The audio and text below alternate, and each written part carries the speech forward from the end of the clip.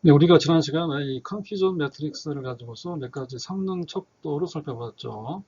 자, 아래 네 가지 이 척도 중에서 이 두 가지 TPR과 FPR 그리고 뒤에 나오는 프리시전과 리콜 이 네 가지는 명확하게 알아두시기 바랍니다. TPR은 요식 나와 있는 것처럼 정답이 긍정인 개수 중에서 예측을 긍정으로 한 비율을 말하는 것입니다.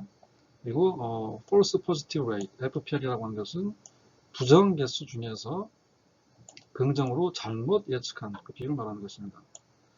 그리고 recall이라고 하는 것은 여기 나와 있는 TPR과 같은 것이고요.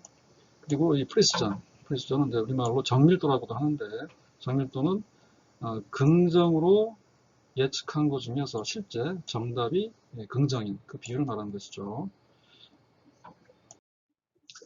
네, 이 컨퓨전 매트릭스를 놓고 봤을 때 네 가지 성능 척도는 명확하게 정리를 다시 한번 하시기 바랍니다. 프리시전, 리콜, 그 다음에 FPR에 해당하는 스페시피시티, TPR과 같은 센시티비티, 정밀도, 프리시전이라고 하는 것은 긍정으로 예측한 개수 대비 실제 정답이 긍정인 개수를 말하는 것이고, 재현율이라고 하는 것은 정답이 긍정인 것 안에서 긍정을 recall, 불러들인 그 비율을 말하는 것입니다. 그 다음에 특이도, specificity라고 하는 것은 의료 분야의 의미로 해석해 보자면 부정이니까 정상인, 즉 암 환자가 아닌 정상인 데이터 개수 대비 암 환자로 잘못 분류한 비율을 말하는 것이고, 민감도, sensitivity라고 하는 것은 정답이 암 환자인, 실제 암 환자 개수 대비 실제 암 환자로 예측한 그런 비율을 말하는 것입니다. 자, 앞에서 말씀드렸던 네 가지 중요한 척도에 대한 산출 예를 보겠습니다. 자, 교재 표 10-2에 나와 있는 암 판정 예를 가지고 산출해 보죠. 첫 번째 레코드에는 정답에 대한 내용이 나와 있고요. 두 번째 레코드에는 모듈의 예측 내용이 나와 있습니다. 예를 들어서 정답이 부정인데 예측을 부정으로 맞춘 비율이기 때문에 true negative의 케이스가 되고요.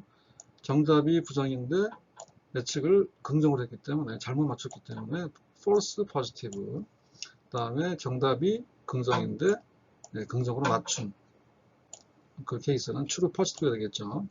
그리고 또 마지막 하나의 케이스는 정답이 positive인데 예측을 네거티브로 했기 때문에 false negative가 되겠죠.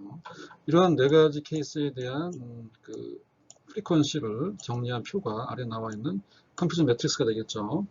자, 이 표를 가지고서 정밀도를 산출하면 포지티브로 예측한 개수가 5개인데 그 중에서 정답이 개수 5분의 3이 되겠죠. 그 다음에 재현율은 정답이 개수 즉 4개 중에서 3개를 불러드렸죠. 그래서 4분의 3이 되겠죠. 크게 돌아가는 이 부분은 FPR인데 부정개수 전체 정답이 부정개수 대비 잘못 맞춘 비율을 말하죠. 그래서 6분의 2가 되겠습니다. 자, 민감도는 재현율과 같은 값을 가지게 되죠. 자, 마지막 섹션에 ROC와 AUC에 대한 내용이 나와 있습니다. 이도 역시 머신러닝을 통해서 얻어낸 예측 모델의 성능을 평가하기 위한 척도가 될 수 있는데요. 자, 이 척도는 클래스에 속할 확률을 출력하는 경우에 활용할 수 있겠는데, 자, 예를 들어서 IBM에서 개발한 왓슨이라는 시스템이 있죠. 이 왓슨 시스템이 특정 사람이 환자일 확률, 즉 긍정일 확률을 출력을 하게 됩니다. 0.99로 출력했으면 환자일 확률이 높아서 당장 입원 치료를 하고 0.11로 출력을 했으면 정상으로 판정하고 0.48이면 애매하니까 판정을 보류하고 정밀 검사를 의뢰한다. 뭐 이런 식의 판단을 할 수 있겠는데 0.99면 환자이고 0.11이면 정상이다 라고 하는 것은 어떤 임계점이 필요하겠죠. 임계점보다 크면은 환자고 작으면 정상이다라고 하는 그 기준값이 필요한데 기준값에 따라서 환자일 수도 있고 정상일 수도 있죠. 임계점에 따라서 그 긍정과 부정의 내용이 달라질 수 있겠는데요. 자, 닥터 왓슨이 출력한 확률값은 이렇게 나와 있습니다. 자, 이런 상황에서 임계값을 1로 한다면, 자, 1을 넘으면은 양성이고 넘지 않으면은 부정인데, 아주 비근한 예로 임계값을 1.0이라고 한다면 1.0보다 커야지만이 환자인 것이죠. 그래서 모두 네거티브로 판정할 수 있겠습니다. 그거는 반대로 임계값을 0으로 한다면 0보다 크면은 환자이고 그렇지 않으면 정상인데 0이기 때문에 그 0보다 모든 값이 커서 다 포지티브로 평가할 수 있겠죠. 자, 이 두 가지 케이스는 아주 비근한 예가 될 것이고요. 중간의 예가 일반적이겠죠. 자, 예를 들어서 임계값을 0.5라고 한다면 0.5보다 크면은 포지티브. 여기같이 0.5보다 큰 개수가 하나, 둘, 셋, 4개가 나오죠. 암 환자로 분류한 것이죠. 그렇지 않은 것들은 이제 네거티브로 분류를 할 수 있겠습니다. 자, 여기서 아래 나와 있지만 임계값이 낮게 되면 false positive가 많아지겠죠. 그래서 멀쩡한 사람을 암 환자로 진단할 수가 있겠고요. 그 다음에 반대로 임계값이 높게 되면은 false negative가 많아지겠죠. 즉 암 환자를 정상으로 판정해서 안 좋아질 수 있다는 얘기죠. 아무튼 이 임계값의 높고 낮음에 따라서 이 판정 내용이 바뀔 수가 있겠는데, 아까 말씀드린 대로 임계값의 높고 낮음에 따라서 FPR과 TPR 값이 상이하게 나올 텐데, 비근한 예로 임계값이 1.0인 경우에는 모두 네거티브로 판정이 되겠죠. 그래서 포지티브가 없기 때문에 FPR과 TPR 값이 0으로 나올 수밖에 없고, 반대로 임계값이 0.0인 경우에는 모든 판정이 포지티브이기 때문에 FPR과 TPR 값이 1.0으로 나오겠죠. 그 중간 0.5로 보시게 되면 FPR 값은 네거티브가 6개 중에 잘못 판정한 포지티브 개수가 2이기 때문에 6분의 2가 되겠죠. 그래서 0.333이 나오겠습니다. 반대로 TPR 값은 포지티브 개수 대비 4개가 정답인데 이 중에서 옳게 판정한 것이 하나, 2개가 나오죠. 그래서 4분의 2, 0.5가 나오겠죠. 그렇게 해서 각 임계점마다 FPR과 TPR 값을 계산한 다음에 이를 오른쪽에 보시는 것처럼 2차원 평면상에다가 플러팅을 하게 됩니다. X축을 FPR로 하고 Y축을 TPR로 해서 플러팅 해보게 되면 이와 같은 곡선이 나오겠죠. 자, 보시는 것처럼 위로 볼록한 형태가 나오겠는데 보다 촘촘하게 임계값을 설정해 주게 되면 보다 부드러운 곡선으로 플러팅이 되겠죠. 가능하면 해당 모델이 TPR 값이 높아지길 기대하기 때문에 모든 경우에 대해서 TPR 값이 1에 가까우면 좋겠죠. 그래서 위로 볼록한 형태가 되는 게 바람직할 수 있겠습니다.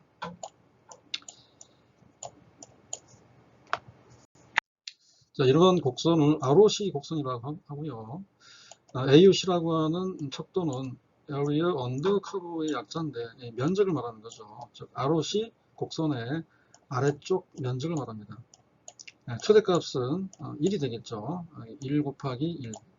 그래서 0과 1 사이 값을 가지게 되겠는데 위로 볼록할수록 좋은 것이기 때문에 1에 가까울수록 좋은 예측 성능을 가지는 모델로 평가할 수 있는 것입니다.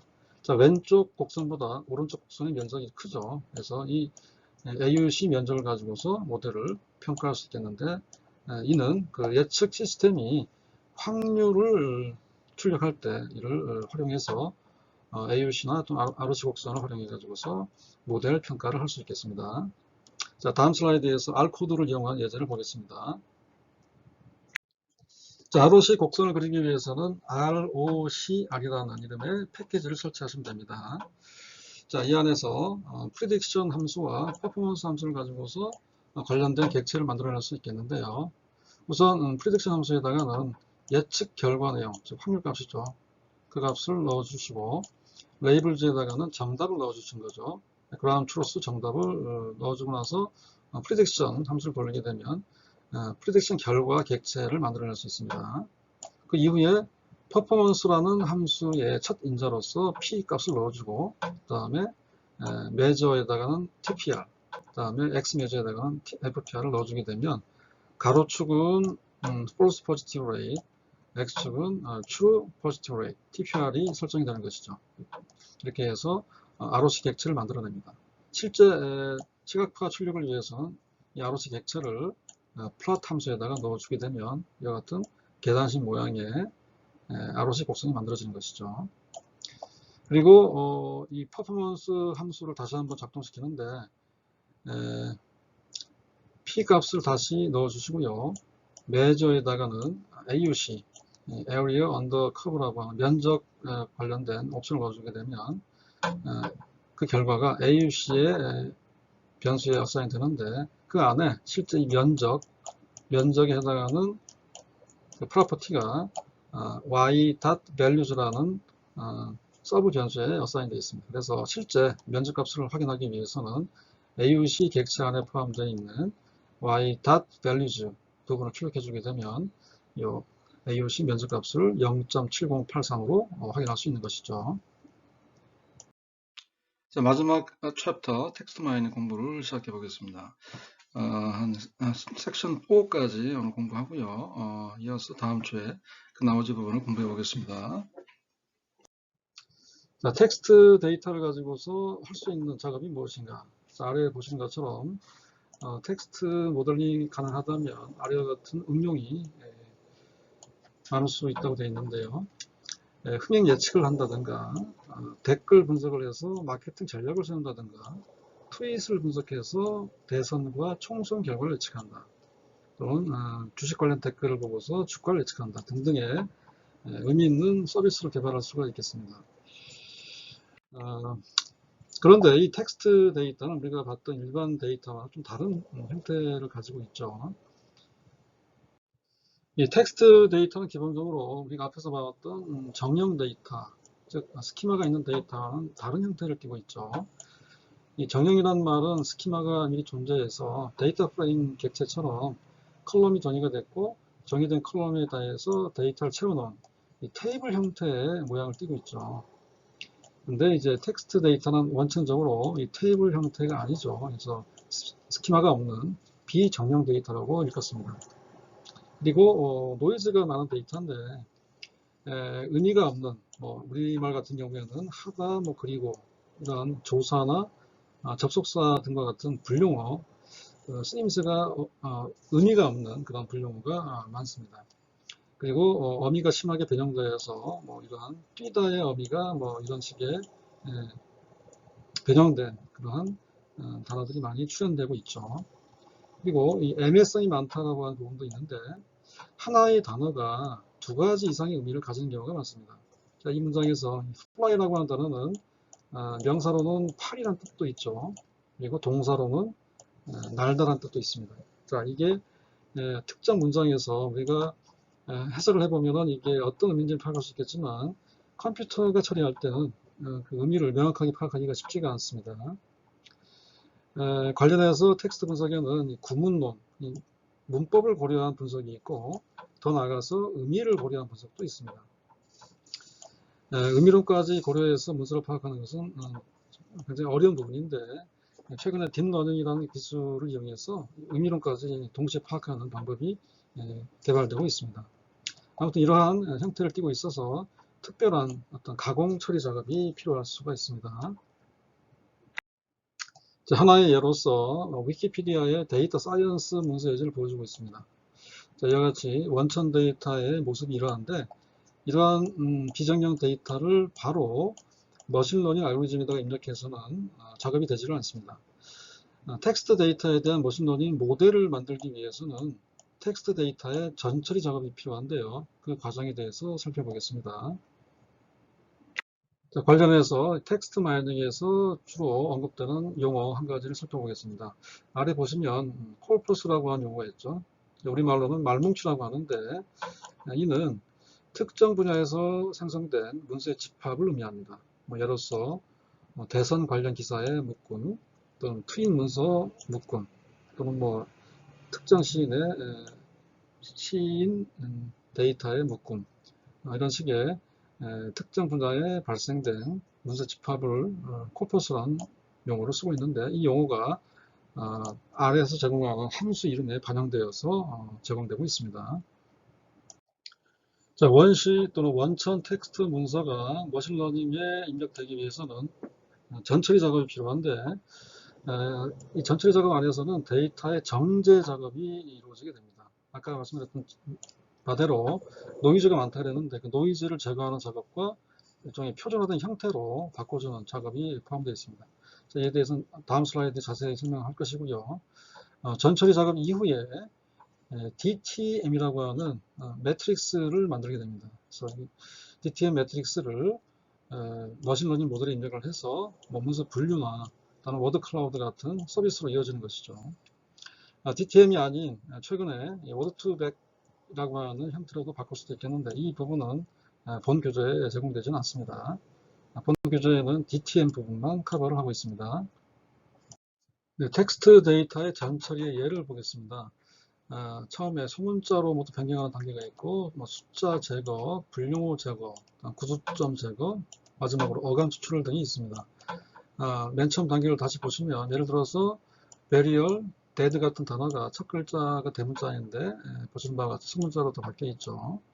다음 숫자를 제거하는 부분도 두 번째 단계로 이어지는데, 앞에 1이라는 아라비아 숫자가 제거되어 있습니다. 그리고 의미가 없는 관사라든가 접속사 같은 단어가 제거될 수가 있겠는데, 더라든가 오브 같은 전치사, 관사 등이 삭제가 되어서 아래와 같이 나와 있습니다. 그리고 특수문자, 즉 구두점 같은 것들도 제거를 시키는 게 좋은데요. 콜론이라든가 쉼표 등등이 제거가 되었죠. 그리고 마지막 단계에서 어간, 특정 단어에 근간이 되는 어간을 추출한 예가 나와 있죠. 크롤 리스트가 크롤로 바뀌어 있고, 루츠가 단수형으로 루트로 바뀌어 있죠. 이런 식의 어간 추출로 이어지게 됩니다. 자, 그리고 그렇게 전처리 된 결과를 가지고서 머신러닝에 입력하기 위해서는 DTM이라는 형태의 매트릭스 형태를 만들어줘야 되는데, 이는 각각의 문서 데이터를 벡터화 시키는 작업을 포함하고 있습니다. 자, 예를 보겠습니다. 자, DTM이라고 하는 것은 도큐먼트 텀 매트릭스의 약자가 되는데, 문서에 나타난 단어의 빈도란 말보다는 가중치라고 이해하는 게 더 좋은데요. 가중치 하나로서 빈도를 표현한 행렬이 교재에 예로 나와 있습니다. 아래 말뭉치 예가 나와 있는데요. 이와 같은 코퍼스가 있는데, 이 안에는 3개의 문서가 포함되어 있습니다. 이 3개의 문서 안에 포함되어 있는 유일한 단어들을 모아서 딕셔너리를 만들 수 있겠는데, 현재 이 안에는 9개의 단어가 구성되어 있습니다. 자, 그래서 D1, D2, D3의 3개의 문서가 아래와 같은 벡터의 집합체로 표현되어 있는데, D1은 이러한 벡터로, D2는 이렇게, D3는 이렇게 표현되어 있는데, 각각의 디멘전은 해당하는 단어가 포함되어 있습니다. 9개의 단어로 구성되어 있다 그랬기 때문에 각 문서가 9차원 벡터로 표현되는데, 3개의 문서이기 때문에 3개의 레코드로 구성되어 있는 도큐먼트 텀 매트릭스라고 하는 행렬이 이러한 테이블 형태로 표현된 것입니다. 아까 말씀드린 대로 3개의 문서가 각각이 9차원 벡터로 표현된 내용이죠. 이것들을 모아서 도큐먼트 텀 매트릭스를 여기서 만든 것인데, 실제로는 이제 테이블 형태가 되는 것이죠. 마치 우리가 데이터 프레임의 형태 마냥 각 컬럼이 단어가 되고, 문서 하나하나가 레코드를 구성하면서 데이터 프레임 형태의 행렬을 만들게 되는 것입니다. 그리고 이 각 차원의 값들은 해당 단어의 프리퀀시를 말하는 것인데, 2라는 값은 클래스라는 단어의 프리퀀시를 말하는 것인데, 다른 단어에 비해서 2배가 많은 걸로 이해하시면 되겠습니다. 이 도큐먼트 텀 매트릭스에 대한 부연 설명을 하자면, 사전 구축 차원에서는 우리가 앞에서 9차원 벡터 9개의 단어를 가지는 사전을 만들었기 때문에 각 문서가 9차원 벡터로 표현됐었죠. 근데 사실상 실제 데이터를 우리가 분석할 때는 사전 크기가 수만, 수십만 또는 더 나아가서 수백만까지 갈 수도 있습니다. 그래서 그 DTM 매트릭스의 규모가 굉장히 클 수가 있겠죠. 이 가로의 길이, 컬럼의 개수 길이가 너무 크게 되면 이걸 줄이는, 좀 축소하는 별도의 코딩이 필요할 수도 있겠습니다. 그리고 각 문서가 벡터로 표현되기 때문에 거리, 또 거리의 반대인 유사도를 측정할 수가 있습니다. 그래서 문서마다 거리를 계산해서 클러스터를 만들 수도 있습니다. 자, 그리고 문서가 긴 문서가 있고 또 문서 짧은 문서도 있는데, 긴 문서인 경우에는 벡터가 아주 길 수도 있고요. 짧은 문서는 벡터가 짧을 수도 있는데, 이 벡터가 너무 길이가 차이가 심하게 되면 학습을 할 때나 클러스터 만들 때 왜곡된 현상을 발생시킬 수 있기 때문에 이 길이를 일로 정기화시키는, 즉 표준화시키는 작업을 할 필요가 있습니다. 그리고 이 DTM 매트릭스는 이 실제 특정 문서의 값들을 확인해 보면 이 사전의 크기가 아주 커질수록 0 값을 가지는, 즉 존재하지 않는 단어가 많을 수 있기 때문에 0 값을 가지는 부분이 아주 많을 수가 있습니다. 그래서 결과적으로는 이 DTM 매트릭스가 굉장히 스파스한 형태를 띠게 됩니다. 그리고 우리가 앞에서 DTM 매트릭스를 구성할 때 각각의 이 값들은 단어의 프리퀀시만을 기록했기 때문에 단어마다의 서로 의존관계 또는 상호작용에 대해서 표현을 할 수가 없죠. 예를 들어서 Data science is exciting and motivating 이라는 문장과 Data is exciting and science is motivating 같은 이 두 개의 문장은 다른 의미를 가지는 문장인데, 이거를 DTM 매트릭스로 바꿔주게 되면 각각의 문장이 동일한 벡터로 표현될 수밖에 없죠. 그래서 이러한 한계성을 가지고 있기 때문에 이 문제를 타개하기 위해서 별도의 장치가 필요할 수도 있겠습니다. 자, 그러면 R을 이용해서 주어진 텍스트 데이터에 대한 전처리와 이에 대한 DTM 구축을 하는 코드를 살펴보겠습니다. 자, 데이터는 위키피디아에 있는 데이터 사이언스 문서가 되겠습니다. 자, 웹 서버에 접속하기 위해서 먼저 rcurry라는 패키지를 설치하시고요. 그리고 웹 문서 처리를 하기 위해서 XML 패키지를 설치합니다. 자, 그리고 나서 그 두 개의 패키지를 메모리에 로드를 했죠. 자, 그리고 readlines 함수를 이용해서 이 URL에 해당하는 문서를 가져옵니다. 그 가져온 문서는 T에 어사인 되겠죠. 이 T라고 하는 객체에는 텍스트 이외에 다른 여러 가지 정보가 포함되어 있는데, HTML parse 함수를 통해서 텍스트 부분만 뽑아냅니다. 그래서 그 텍스트 부분을 뽑아낸 결과가 D라고 하는 객체에 포함되어 있죠. 그리고 해당하는 데이터 사이언스 이 페이지 안에는 여러 개의 문단으로 구성되어 있는데, 이 본 교재에서는 각각의 문단을 하나의 문서로 간주해서 작업을 하고 있습니다. 그래서 문단을 쪼개는 작업을 해야 되는데, 보시는 것처럼 xpass s apply 함수를 가지고 문단을 쪼개서 문서화시키는 작업을 하고 있습니다. 그래서 그 해당 결과가 clean dot이라는 객체 변수에 어사인되어 있죠. 자, 이 안에는 여러 개의 문서, 문단에 해당하는 문서가 포함되어 있는 것입니다. 자, 그리고 나서 이 전처리 작업을 해야 될 텐데요. 전처리는 과정은 아래와 같습니다. 전처리를 위해서는 TM 패키지를 설치해야 되는데, TM은 이제 텍스트 마이닝 관련 함수를 포함하고 있습니다. 그리고 어간 추출을 하기 위한 스노우볼 C라고 하는 라이브러리 패키지를 설치하고 메모리에 로드하게 됩니다. 자, 우선 TM 패키지에 포함되어 있는 코퍼스 펑션과 벡터 소스라고 하는 별도의 서브 함수를 이용해 가지고서 앞서 만들었던 clean dot이 객체 인자를 집어넣고 dot이라는 코퍼스 객체를 만들어냅니다. 그리고 나서 이 인스펙트를 하게 되면 내부 구조를 살펴볼 수가 있습니다. 자, 이 결과는 뒤에 다음 슬라이드 나와 있습니다. 자, dot이 코퍼스 객체를 가지고서 전처리를 하게 되는데요.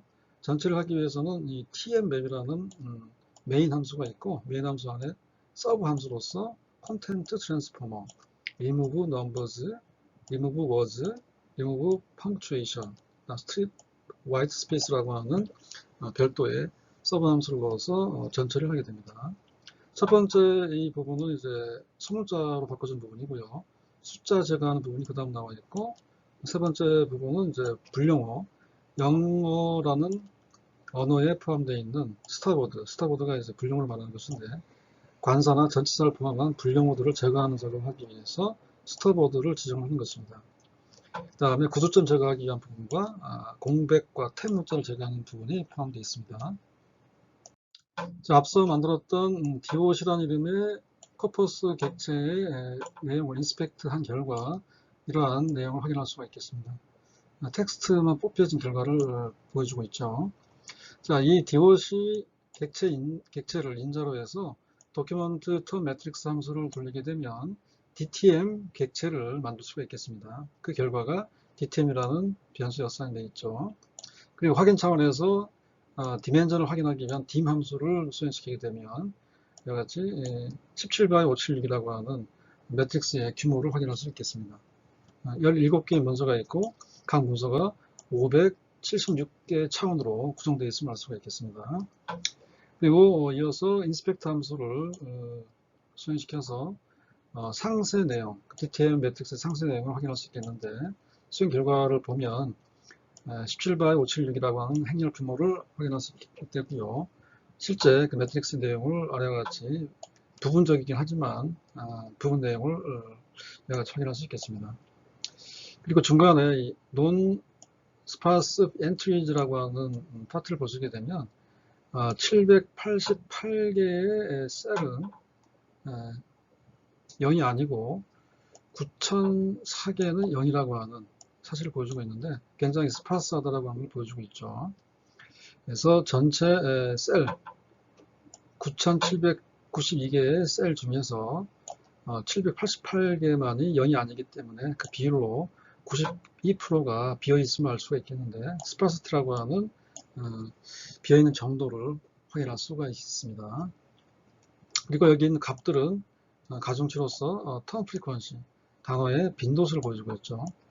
이 가중치는 TF 말고도 다른 가중치가 있는데 예를 들어서 뭐 TF, IDF라고 하는 별도의 가중치도 있는데 보통 이걸 더 많이 씁니다. 가중치를 바꿔서도 행렬을 만들 수도 있겠습니다. 우선 텍스트 데이터의 분석 차원에서 DTM 매트릭스를 활용한 워드 클라우드를 만드는 예를 보겠습니다. 자, 아래 보신 바와 같이 아까 주어진 데이터 사이언스라고 하는 위키피디아 페이지 문서가 아래와 같은 워드 클라우드로 표현된 것을 볼 수 있는데 이러한 워드 클라우드를 만들기 위해서는 위와 같은 간단한 코드만 작성하시면 됩니다. 자, 워드 클라우드를 만들기 위해서는 워드 클라우드 패키지를 설치하시면 됩니다. 자, 첫 번째 코드를 보시게 되면 일단 앞에서 만들어진 DTM 객체를 순수한 행렬로 만들어주기 위해서 as.matrix 함수에 넣어주게 됩니다. 그래서 DTM 매트릭스가 일반적인 수학적인 매트릭스로 바뀌어져서 M에 어사인 됐고요. 그리고 이제 소트 함수 안에다가 두 개의 인자를 얻게 되는데 colsums라는 함수를 이용해 가지고서 그 매트릭스의 컬럼의 합, 이 컬럼의 합이라고 하는 것은 특정 단어, T라는 단어가 있다고 한다면 특정 단어의 모든 프리퀀시를 다 더한 값이 되겠죠. 이 값이 클수록 해당 문서 전체 코퍼스 안에 출현도가 많다는 것을 보여주고 있는데 그 값을 계산해서 이를 내림 차선으로 소팅을 하게 됩니다. 그 결과를 V에 어사인했죠. 그리고 나서 데이터 프레임을 만드는데 워드라는 이름의 컬럼은 그 V라고 하는 소팅된 결과에 컬럼 네임으로 대체를 하고요. 그 다음에 두 번째 인자에다가는 프리크, 즉 V라고 하는 요 소팅된 결과에 프리퀀시 값을 어사인한 것이죠. 그렇게 해서 각 워드에 대한 프리퀀시 값을 가지는 데이터 프레임, 즉 예를 든다면 첫 번째 컬럼은 워드가 되고요. 두 번째 컬럼은 프리크가 되는데 각 단어, T라는 단어가 있으면 T라는 단어가 10번 나왔다. W 단어가 있으면 W 단어는 20번 나왔다.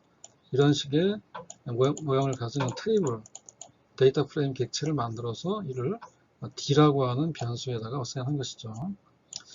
그 다음에 실제 워드 클라우드 그리기 위한 함수, 즉 워드 클라우드 함수 인자에다가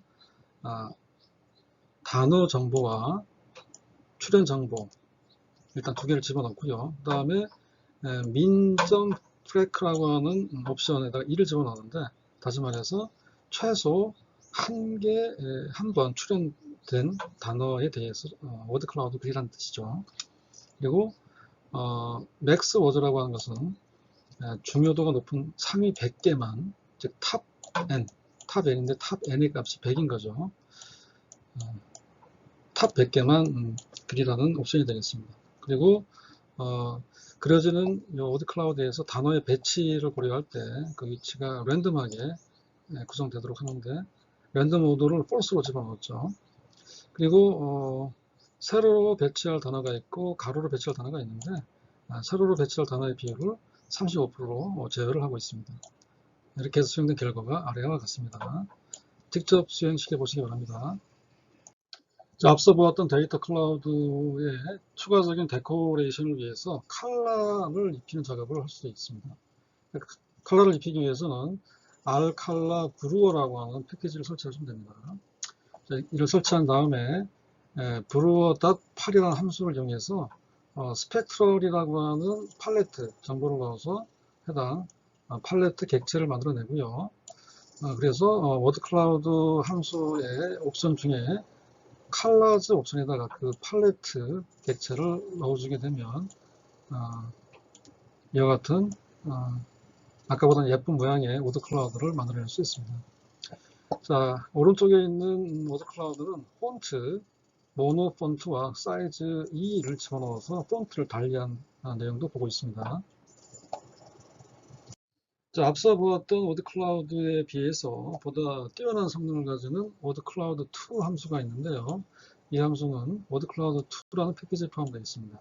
자, 보시는 바와 같이 아주 간단하게 워드 클라우드 2 함수에다가 앞서 만들었던 데이터 프레임 D만 집어넣어서 이와 같은 예쁜 모양의 워드 클라우드를 생성할 수가 있겠습니다. 그리고 이 워드 클라우드 2 함수를 쓸 때 미리 단어 개수를 지정하는 방법을 옵션으로 하지 않고요. 이와 같이 일반적인 데이터 프레임 셀렉션을 통해서, 즉 1번부터 200번까지의 레코드만 취해서 그를 D1에 집어넣고 그 D1을 워드 클라우드 2 함수에다 집어넣게 되면 보다 더 간단하게 이러한 형태의 워드 클라우드를 만들어낼 수 있습니다. 여기 옵션으로서는 쉐이프를 제어할 수도 있고 회전 각도도 제어할 수가 있겠습니다. 자, 워드 클라우드 함수에 이어서 텍스트 마이닝 분석하기 위한 함수로서 find frac terms라는 함수가 있고 find assocs라는 함수가 있는데, find frac 함수는 frequent한 텀을 따로 검색하는 함수가 되는데요. 앞서 만들었던 DTM 매트릭스를 첫 번째 인자로 집어넣고 로우 프레크라고 하는 인자에다가 12를 집어넣게 되면 상위 12개 단어만 선택하는 그러한 결과를 확인할 수 있겠습니다. 자, 그리고 find assocs라는 함수는 이제 요 ASSOC라고 하는 것이 association, 상관관계라는 의미를 가지는 association의 줄임말로 되어 있는데요. 그 단어 간의 상관관계를 가지는 내용을 출력할 수 있습니다. 자, DTM이라는 매트릭스를 집어넣고 텀즈에다가 하버드라고 하는 단어를 집어넣게 되면요, 하버드와 상관관계가 0.7 이상인 이 임계치는 이 COR 리미트라고 하는 correlation 리미트를 말하는 것인데, 이 옵션에다 0.7을 집어넣어서 이 수치 이상인 단어만을 출력할 수 있겠습니다. 그래서 결과적으로 이 하버드라는 단어가 상관도가 높은 이러한 단어들 3개를 출력할 수 있습니다. 그리고 이 바플러스라는 시각화 함수는 우리가 앞에서 봤었는데, 각 단어가 출연된 빈도수를 가지고서 이 같은 막대 그래프를 그릴 수도 있겠습니다. 보시는 것처럼 상위 10개 단어에 대해서 프레크 값을 출력을 한 것이죠. 앞에서 봤다시피 이 워드 클라우드 또는 워드 클라우드 2 함수는 입력으로서 데이터 프레임을 받고 있습니다.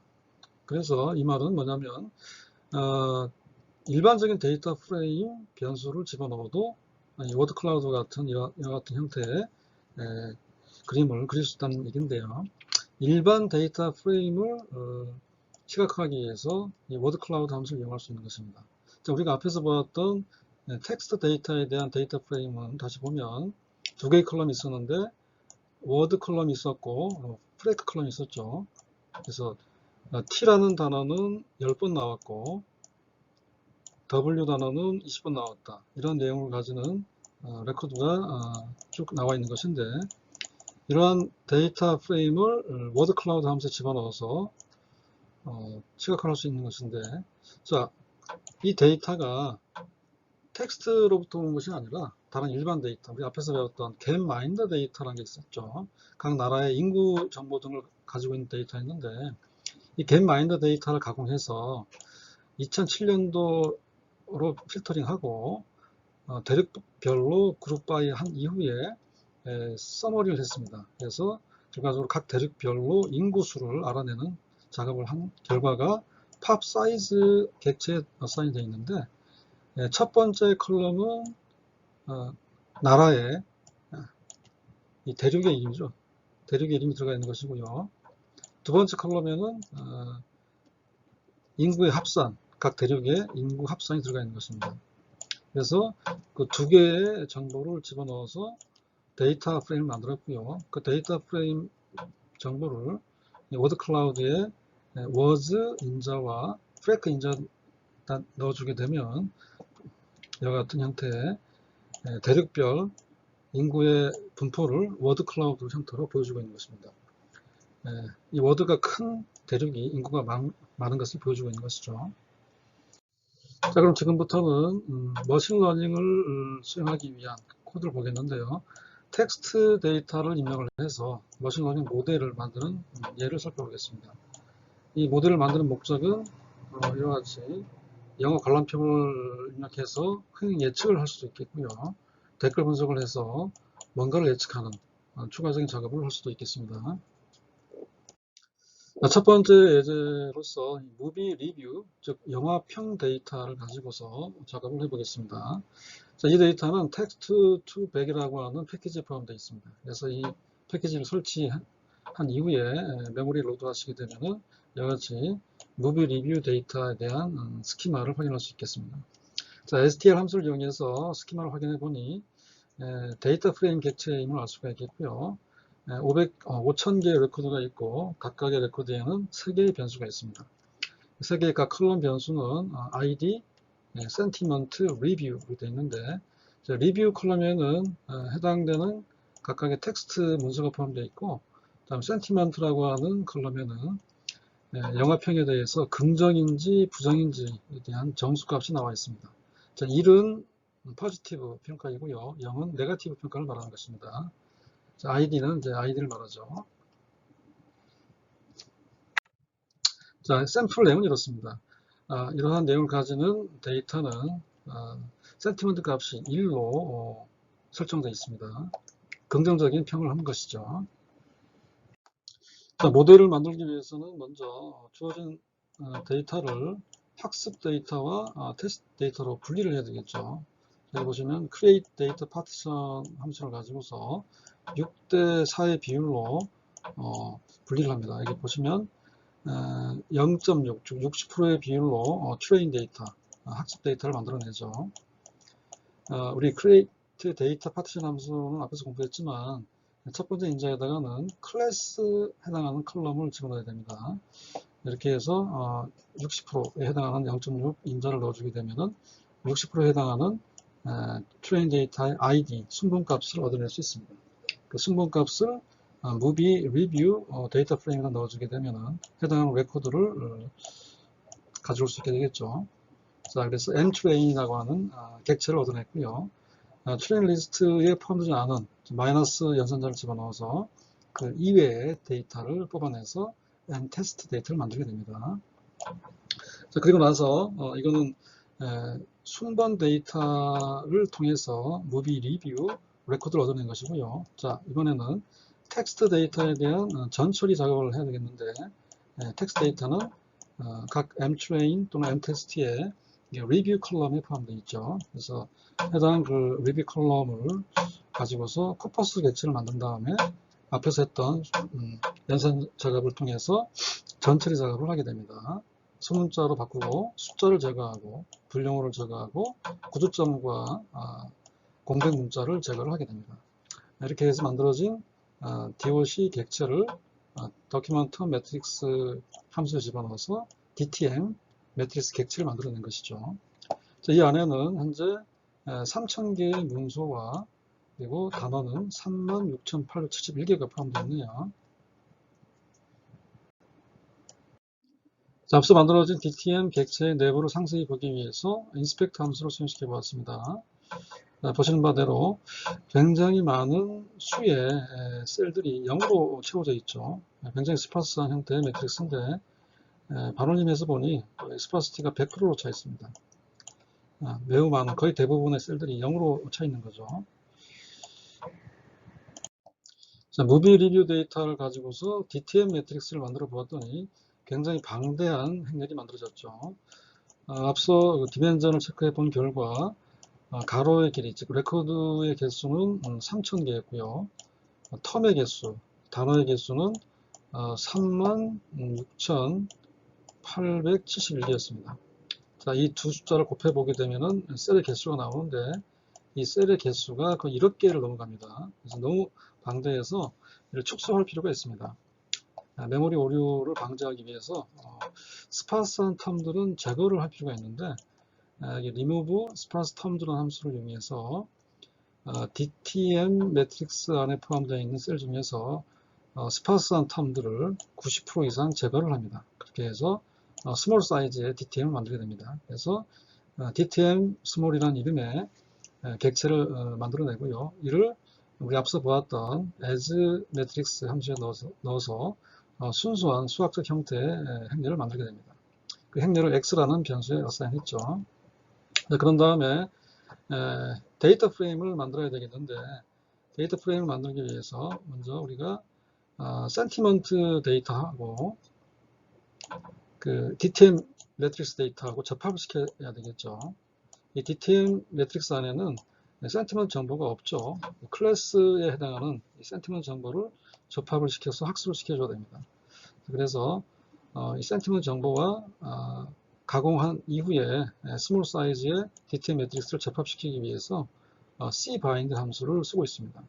cbind라는 함수는 컬럼을 바인드하는 함수이기 때문에 이 함수를 이용해 가지고서 DTM 행렬과 센티먼트 별도의 클래스에 해당하는 센티먼트 부분을 접합시키는 것이죠. 이를 접합한 이후에 데이터 프레임화한 결과를 데이터 트레인 변수에 어사인하고 있는 것이죠. 자, 이렇게 접합을 시켰는데 여기 이 V1이라고 하는 이 부분이 센티먼트 데이터가 되겠는데 이 V1에 해당하는 부분이 팩터형으로 바꿔주기 위해서 팩터 함수를 집어넣었죠. 자, as dot 팩터를 쓴 거와 팩터 함수는 같은 효과를 가지게 됩니다. 그래서 첫 번째 컬럼에는 센티먼트라고 하는 컬럼 데이터가 들어가 있는데 이름이 부여되어 있지 않기 때문에 이름 부여를 하기 위해서 이와 같은 작업을 하고 있는 것입니다. 첫 번째 컬럼의 이름을 Y라고 설정을 한 것이죠. 자, 이제 비로소 이 무비 리뷰 데이터에 대한 머신러닝 모델을 만드는 단계에 와 있습니다. 사실 대부분의 작업이 거의 3분의 2 또는 80%의 작업이 전처리 일에 소요가 됩니다. 정작 20% 정도의 일이 이제 머신러닝 모델을 만드는 코드인데, 자, 아무튼 여기 지금 alpart라는 함수를 이용해 가지고서 모델을 만들고 있죠. 자, y라고 하는 센티먼트에 해당하는 컬럼이죠. y라고 하는 종속 변수를 예측하기 위해서 모든 변수를 쓰고 있죠. 자, 학습 데이터는 데이터 출연이었고요. 이렇게 작업하시고 수행시키게 되면 디시전 트리가 만들어지겠죠. 이 프린트 cp라고 함수를 통해서 모델의 내부를 관찰하고 있습니다. 앞서 만들었던 그 디시전 트리를 형성하기 위해서 플롯 함수를 쓰고 있고, 플롯 함수의 트리에다가 텍스트 정보를 추가하기 위해서 텍스트 함수 쓰고 있죠. 자, 이 두 가지 코드는 앞서 보았던 코드입니다. 이 두 개의 코드를 수행시키게 되면 아래와 같은 디시전 트리가 만들어지고 있죠. 그리고 추가적으로 랜덤 포리스트 모델을 만들기 위해서 알파트 대신에 랜덤 포리스트 함수를 써서 모델을 만들고 있습니다. F라는 변수에 어사인되어 있습니다. 자, 이렇게 만들어진 모델은 테스트 데이터를 가지고 테스트를 해야 되겠죠. 자, 앞서 모델을 만들었고요. 이제 모델을 가지고 테스트 데이터에 대한 테스팅을 수행해야 되는데, 자, 우리가 mTest라는 객체 변수에다가 테스트 데이터를 준비해 놨었죠. 그러면 트레인 데이터에 대해서 전처리했던 것과 동일하게 작업을 해줘야 되겠죠. 이 테스트 데이터에 포함되어 있던 리뷰 컬럼의 텍스트 데이터를 전처리를 수행합니다. 그리고 나서 이제 도큐먼트 매트릭스를 만들어야 되는데, 이때 주의할 사항은 우리가 앞서 트레인 데이터인 경우에는 컬럼을 축소를 했었죠. 방대한 컬럼을 가지기 때문에 이를 스파스한 텀들을 제거하는 작업을 했었는데, DTM20이라는 이름의 트레인 데이터와 동일한 텀을 가지는 테스트 데이터를 만들어주기 위해서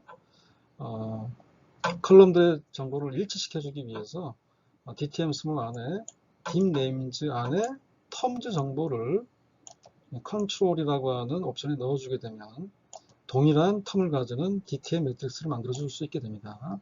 자, 이거 잘 주의하셔서 작업을 해보시기 바랍니다. 그렇게 해서 만들어진 DTM 매트릭스가 DTM 테스트로 사인되어 있죠. 자, 이거를 dim 함수를 통해서 사이즈를 확인해 봤고요. 그리고 이어서 DTM 테스트라고 하는 DTM 매트릭스를 수학적인 완전한 행렬로 바꿔주기 위한 작업을 했고, 앞서 똑같이 센티먼트라는 컬럼과 접합을 시켜주는 작업을 하고 있죠. 그리고 그 해당하는 그 첫 번째 디폴트로 설정되어 있는 v1이라는 이름을 y라는 이름으로 바꿔주고 있습니다. 동시에 이제 그 v1이라고 하는 인티저 컬럼을 팩터형으로 바꿔주고 있고요. 그런 다음에 이제 predict 함수를 수행시키고 있습니다. 자, R이라고 하는 모델을 가지고서 데이터 테스트라고 하는 테스트 데이터를 집어넣어서 테스트를 하고 있는 것입니다. 그래서 prediction 결과, 즉 분류한 결과는 PR이라는 객체에 어사인되어 있죠. 그래서 예측한 결과와 정답 데이터는 Y에 있겠죠. 정답 데이터는 Y 컬럼이 있는데 그 Y 컬럼과 예측 결과에 대한 컨퓨전 매트릭스를 만들어 보았습니다. 자, 테이블 함수를 이용해서 이와 같이 만들었습니다. 자, 대각선에 있는 값들이 맞춘 데이터고 다른 셀들은 틀린 데이터죠. 자, 랜덤 포레스트 모델에 넣어봤더니 이에 대한 컨퓨전 매트릭스는 또 이렇습니다. 자, 보시는 바와 같이 랜덤 포레스트와 디시전 트리의 애큐러시가 비슷하게 나와 있죠. 자, 이렇게 전 처리 작업에 소요된 시간은 많고요. 정작 머신러닝 모델을 만들고 테스트하는 시간은 그리 길지 않은데 이러한 작업을 통해서 텍스트 분류 작업을 할 수 있겠습니다. 네, 오늘 수업은 여기까지 하겠습니다. 이어서 실습 강의를 시청하시기 바랍니다. 다음 주에 뵙겠습니다.